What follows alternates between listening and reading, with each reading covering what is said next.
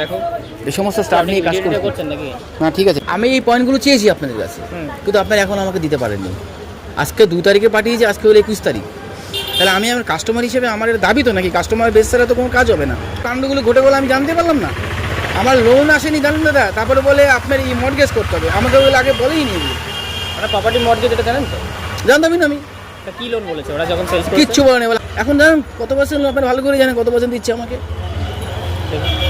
আপনি থাকুন, দেখি আবার কি টাকা। তাই এগুলো আমাকে আপনি আমার সঙ্গে কাজ করে আমাকে তো বলবেন, ডিটেলস বলবেন তো, আমাকে ডিটেলস বলবেন তো। স্যার এটা এই আছে, এই এলে নীল আর নীল না নেবেন। আমার পোষালে আমি নেবো, কারণ আমার দরকার হলে আমি অবশ্যই নেবো না কেন, কিন্তু আমাকে তো জানতে হবে এটা, আমাকে তো একটা মেন্টাল প্রিপারেশন দরকার আছে, সব কিছু একটা প্রিপারেশন দরকার আছে। তো তাই এই যে কাজগুলো করেছে তাই এগুলো কে মানবে, আপনি মানতেন বলুন? আমি তো সেলস না, সেলস যে করেছে সে তো আর কি বলবো, আর যদি ভুল করেছে যদি এগুলো করে থাকে। একটা কাস্টমারের প্রতি এইভাবে অত্যাচার হচ্ছে, এগুলো ঠিক না। এগুলো আপনি এসেছেন ভালো, ঠিক আছে, আপনি এগুলো আমায় পাঠান, এগুলো বলুন কি প্রবলেম ফিজিক্যালি